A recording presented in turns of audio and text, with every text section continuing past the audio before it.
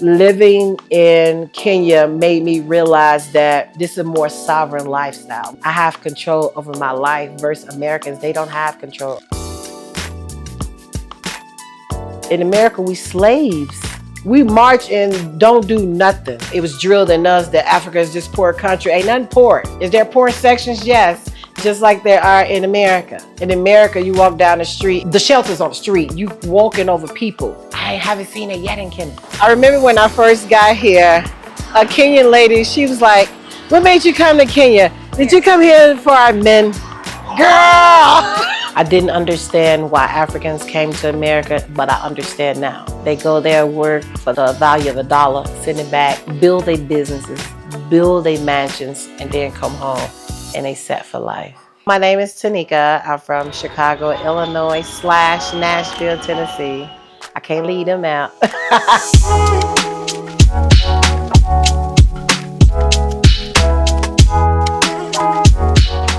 Grand Rising, guys.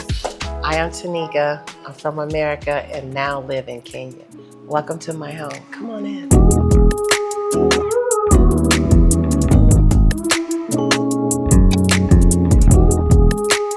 Say hello to my allocation plant. In America, we call it elephant ears.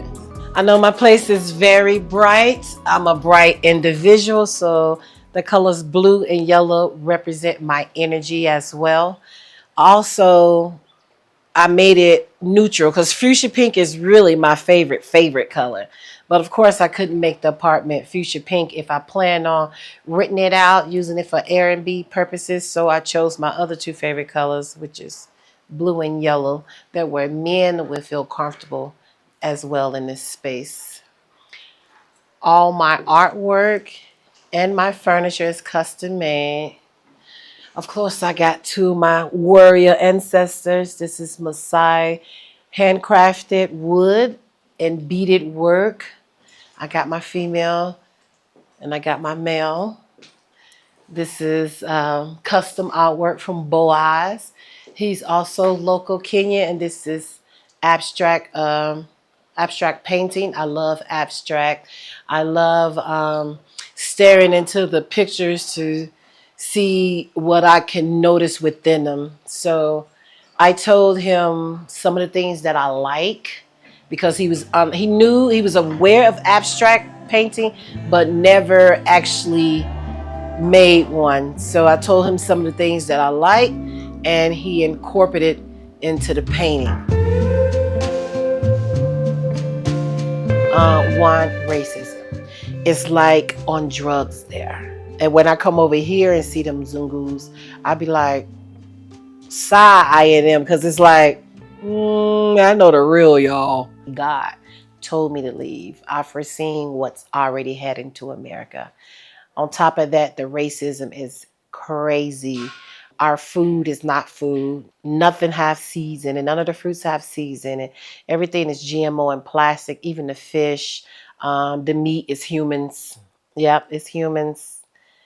Over 300,000 people come up missing in America, and nobody's never ever found. They finding out that the meat got DNA in it that's been scientifically proven.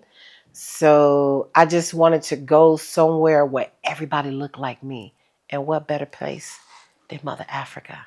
Everybody look like me. Only time you can tell the difference when I open my mouth. And I try not to talk too much. So that's why I left America. I just want to be at peace. I want to be at one with my people. I wanted to, I did a DNA test. I found out that I'm a Yoruba girl and evil. So I'm trying to tap into that, learn my culture and learn the Kenyan culture. It just so happened that I attract Luo and Kikuyu. So those are the tribes I kind of magnetically, we are attracted to each other. So even when I go to Mombasa, I'm hanging around Luos. And my first friend here, she was Kikuyu. So those are kind of tribes I kind of migrate with, and according to the Luo tribe, they kind of mimic Igbo. So, yeah. And let me tell you about my table. This table means a lot to me. This is also custom made. When I first got here, me and my daughters went on a safari and we went to Masai Mara, of course. And I was explaining to them, when I got to Masai Mara, I was just freaking out because they had boulders of minerals, but they called them rocks. So they invited us back to their village, and I told them to bring one of the rocks because we kept arguing back and forth. They was like, no, it's just a rock. I'm like, no, these are minerals. So they brought one back to the village, and I told them to crack it. So when they cracked it, I told them to look at all the different crystals. You have jades, onyx, rose quartz, clear crystal, tiger eye. It's just full of the land minerals, and they were still wasn't knowledgeable about it. So I went on Etsy and pulled up how much a small little piece of mineral will cost. And when I showed them the power that they had on their land, they was just in shock because they didn't know what the minerals meant on their land, and people was buying up rocks for $10, $20. So they found another means to make incomes with the minerals that's surrounding them, and they gave me a boulder, and I cracked it and put it in the middle of my table. So this table is very sacred to me, and it was custom made just for these minerals. And this beauty, I got her from Peru. Absolutely gorgeous. Helps bring me money, good energy, everything that's beautiful. So I keep her out.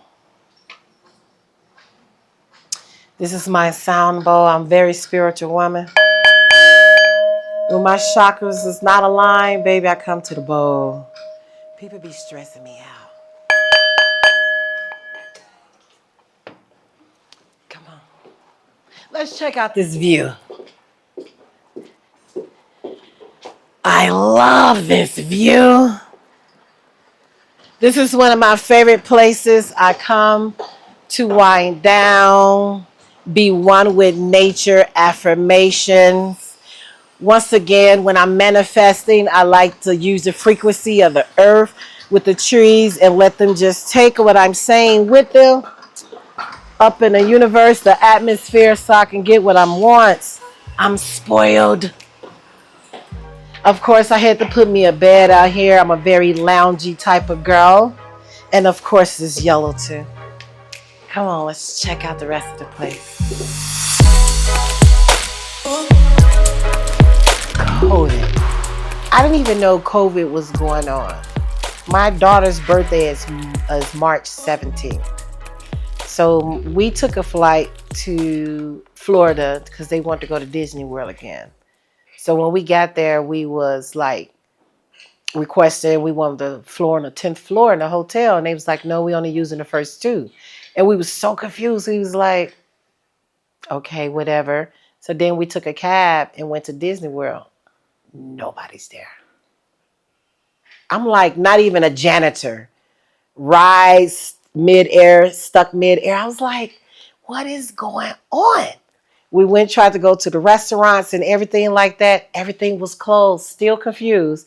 So I was like, let's go back to the hotel because something just ain't right. Did we come at a bad time? Like, what's going on in Florida? So we went back to the hotel and I asked the reception. She was like, have you not heard of COVID? I was like, no. And then it started clicking like spirit was like, the pandemic. This is the pandemic I was telling you about. And I was like, wait a minute. So then I got my phone, and when I went on YouTube, Dr. Magufuli, the president of Tanzania at that time, was talking. And he was like, I tested a goat and a mango and it came back with COVID. I was like, ah, This is what Spirit was talking about. So at that point, my brain started racing, and then that's when the panic kicked in America big time. People was buying up all the tissue, the food. It was just mayhem in America. Everything became so strict. You couldn't come outside. Somebody went in a hospital. You couldn't go with them. If they died, they just died alone. Like, it was crazy. And all I could think about was President Magufuli saying, you know what? It's not true. I don't believe it. I'm a scientist. And at that point, I believed him. And I booked a one-way ticket and was gone.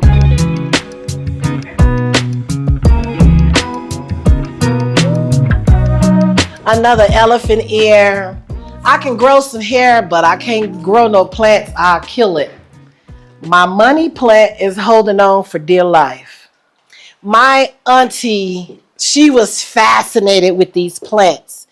So I was like, let me get one, but I didn't know the name of it. So when I went to the nursery here, they was like, that's a money tree plant. I was like, a money tree? They was like, yeah. I was like, let me get one. So this is my money tree. I take care of her. She started off very short and she's nice and growing. This is where the magic happens in my dreams. This is my bathroom. Yes, I cater to my inner child, so of course it's pink with all of my necessities, everything I need. All the furniture, like I said, is custom made here in Kenya. Even the mirror. Yes, I know my bedroom is bright, but believe it or not, at nighttime it's very, very dark. Very, very dark. I love it nice and dark and cozy. Once again, I'm spiritual, so I just like everything to connect with my chakras. All right, come on, let's check out the kitchen.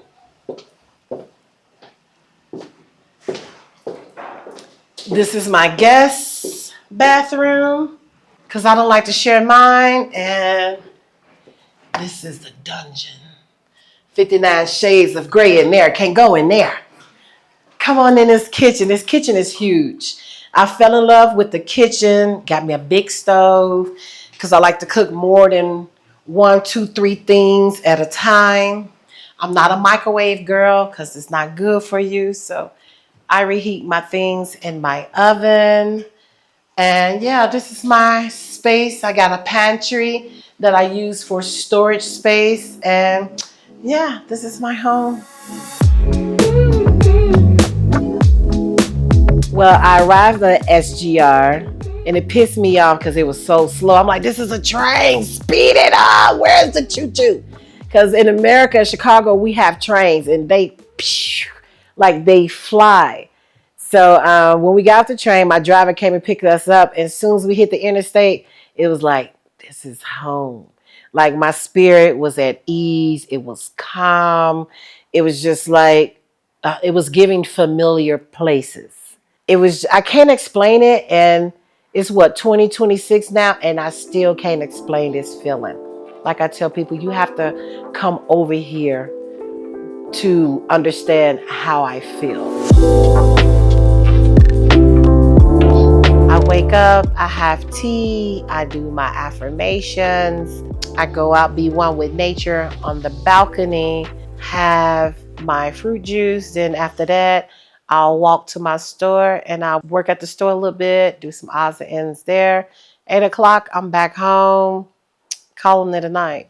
Hey Web Nation family, something real is happening now. Spots for our November trip 2026 is actively being taken and people are booking now as you watch it. That means this is no longer an idea, it's happening guys. It's real. If you've been watching these stories and you are feeling that pull and you're telling yourself, I will do it someday, that someday is now.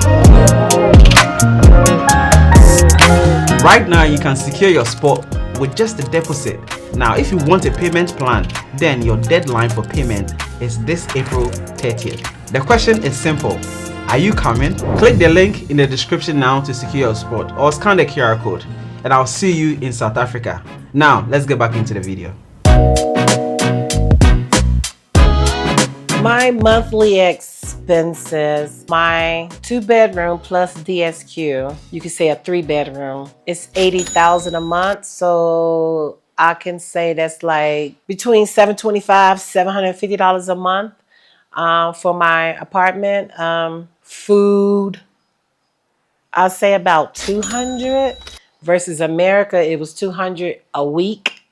I don't drive anymore because I noticed it was just parked. I bought a vehicle because I looked good in it. It was cute. And I realized that wasn't a smart decision.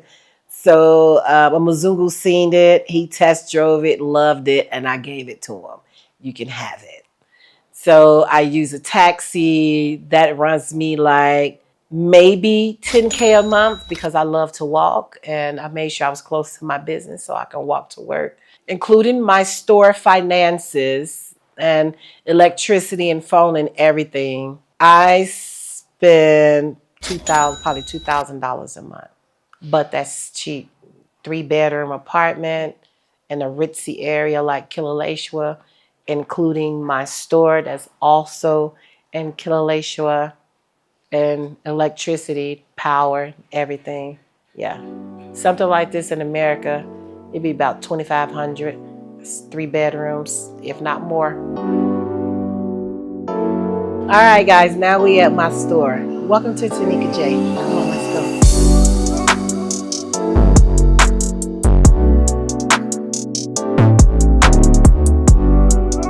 go. Get into it. The Rich Auntie collection.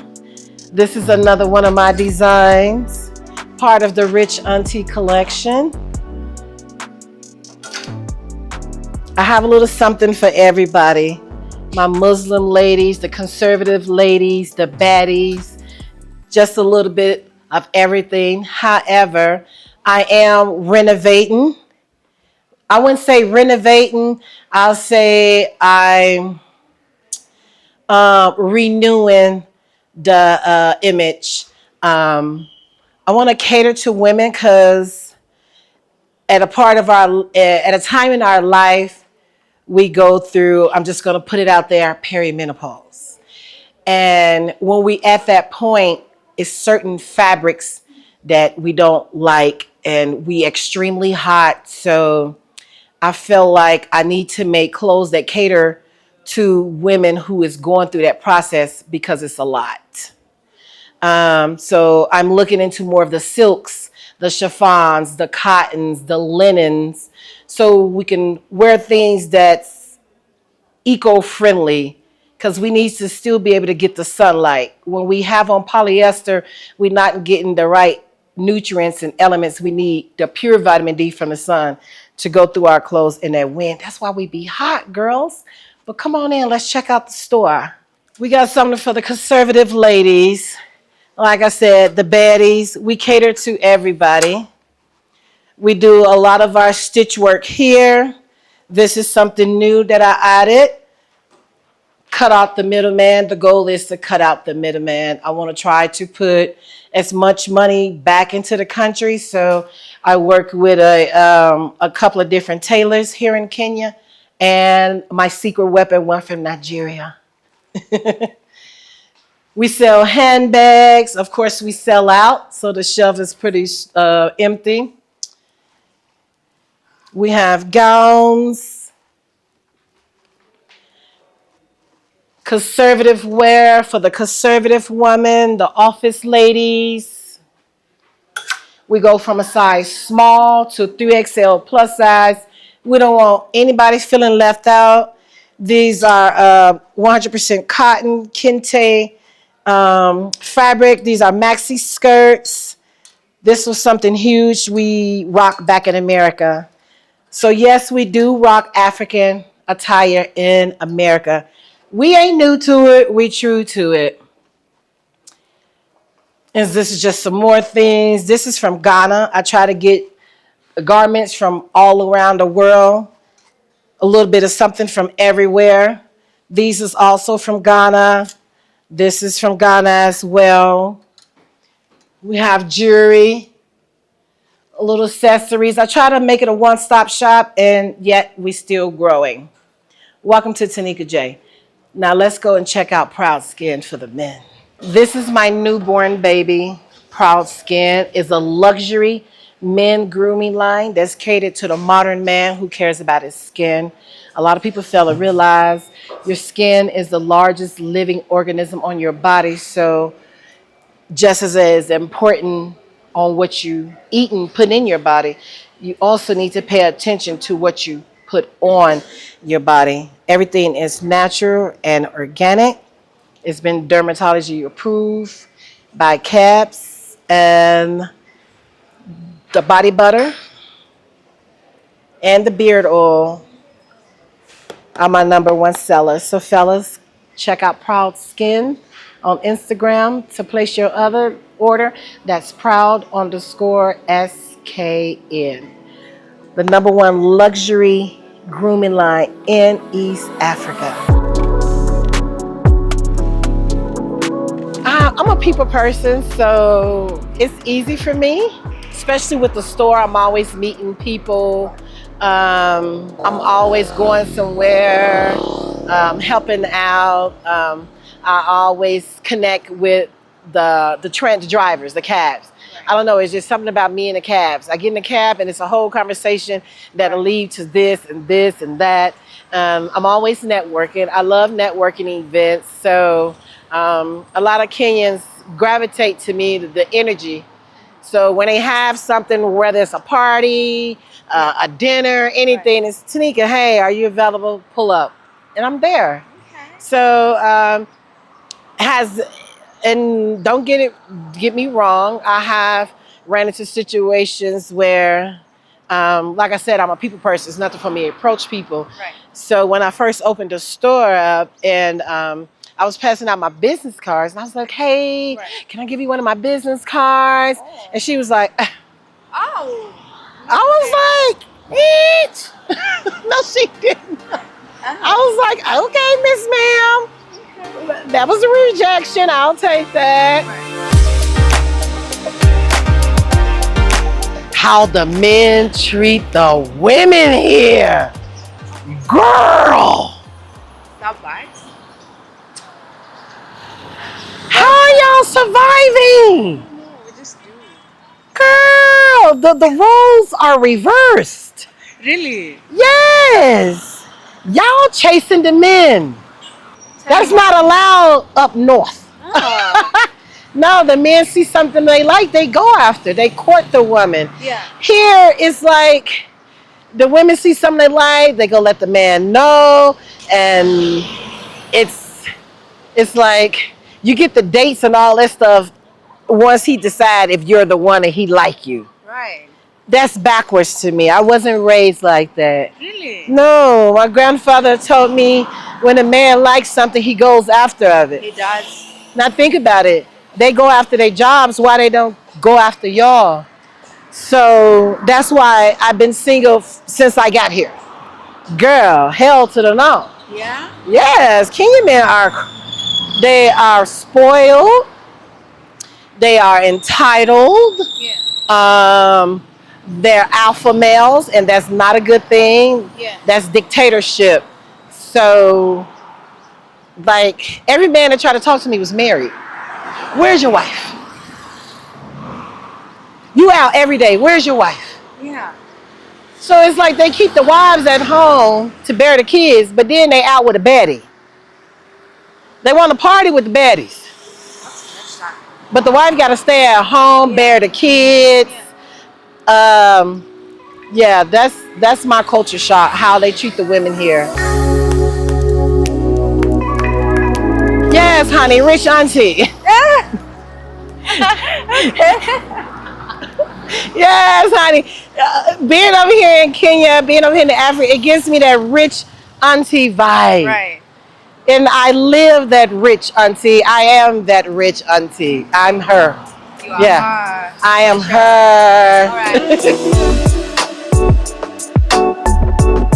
The best of both worlds. You got the ocean and you got the green pastures. Tigani, I call it Tea Land, is my favorite place.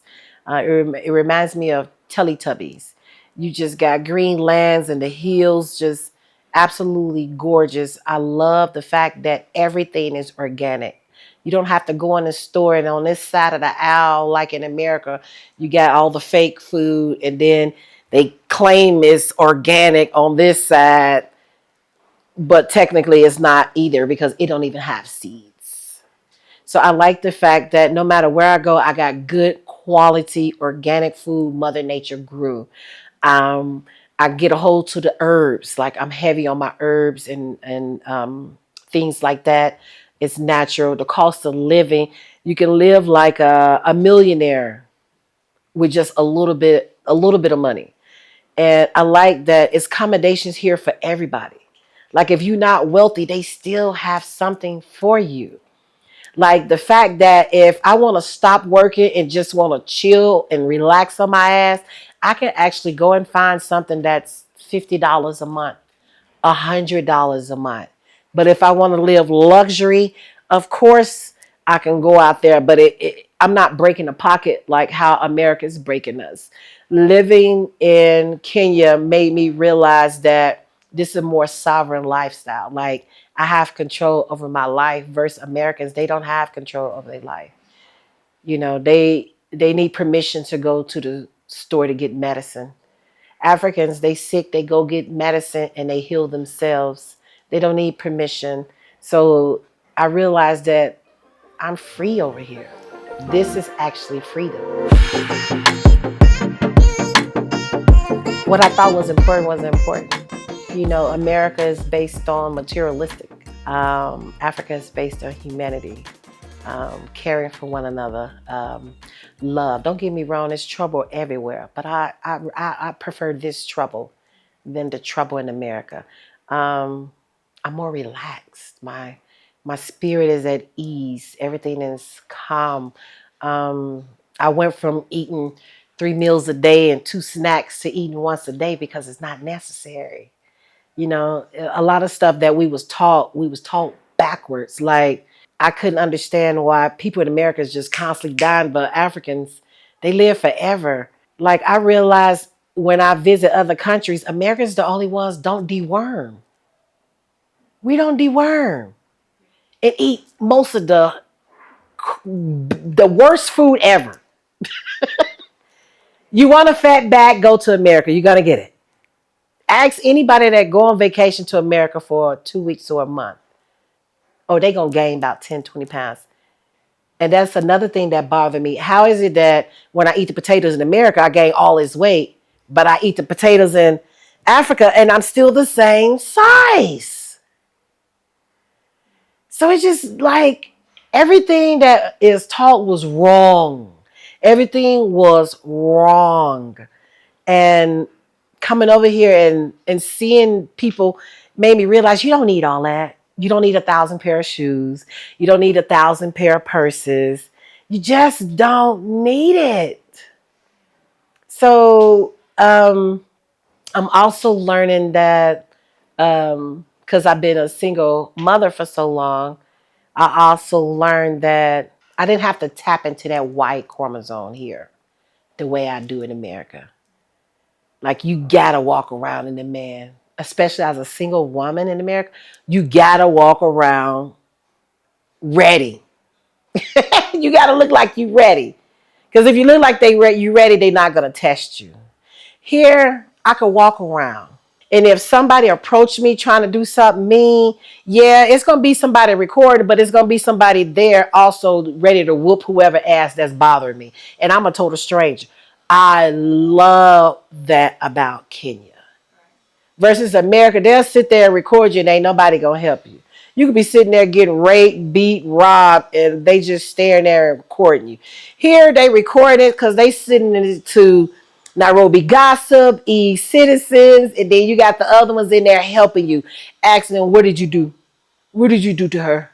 Like, you get caught stealing the phone, it's off with your head. Like, don't make us look bad. And I love that. I love how when Kenya, something is not sitting well with them, oh, we finna fight and we're gonna die for it. I was like, this is home for me. I just had my first grandbaby, and I believe that's the most difficult thing for me, not being able to be that closeness to him, not being able to have that moment, seeing his very first steps and walking, to helping him along his growth path. That's the hardest sacrifice for me, is being away from my grandson. Yeah. Not hearing gunshots and sirens all day and all night, walking into stores and not being automatically accused of being a thief, not being mistreated because of my color. Like I said, I'm still in that wow, like I'm really here. And I don't know if it does it for other foreigners that move here, but I'm still at awe. I still can't believe I'm here. Oh, that is a good one, because this is something I have been dealing with for years, and I know other people have as well. Abandonment issues. I've been dealing with that for years, and being in Kenya, being away from my family and stuff like that, it taught me how to be one with myself, how to be my own best friend, how to just navigate this world alone, because you came in it alone and you're going to leave it alone. So that's something that I mastered. And I also taught myself that you don't shrink yourself for anybody, you know. Everybody's not going to like you. And don't shrink yourself for other people to like you. Don't dim your light for nobody. You know, you're everybody is unique in their own way. And I wasn't created to fit in or blend. They prepared me. I did thorough research before traveling to the continent, period.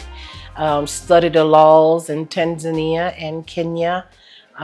Thanks to the internet, it was easier. It made it more easier to navigate. Shout out to Big Trigger.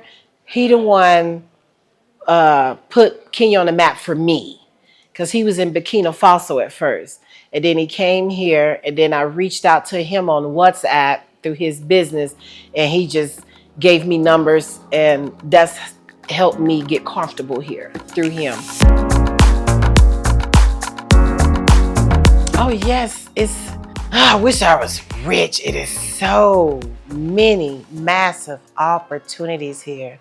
I have the boutique. I also have a men's grooming line called Proud Skin. And I also launched the Flying Dress Kenya.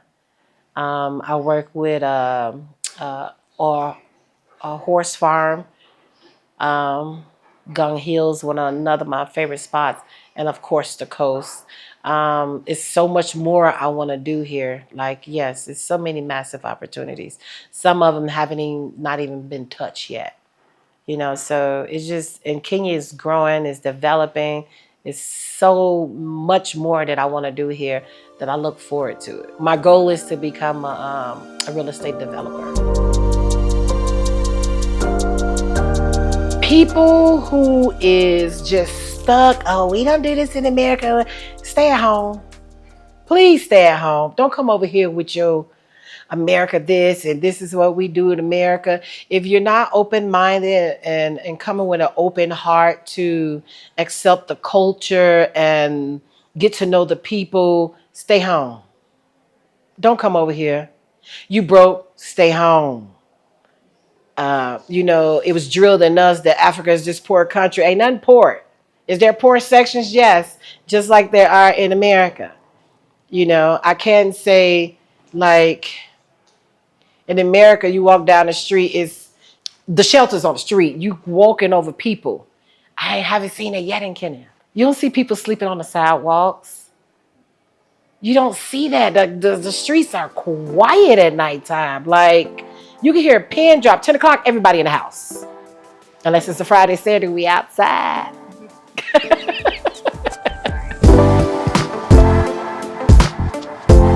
They need to have a plan. Have a master plan before you move in here. There aren't no jobs here. The jobs are for the locals.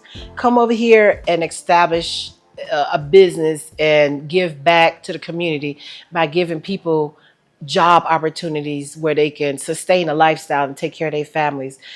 Put your ducks in order. You know, if you're going to work remotely, make sure you got your VPN. You want to work remotely, set up your laptop, get a VPN, come on over.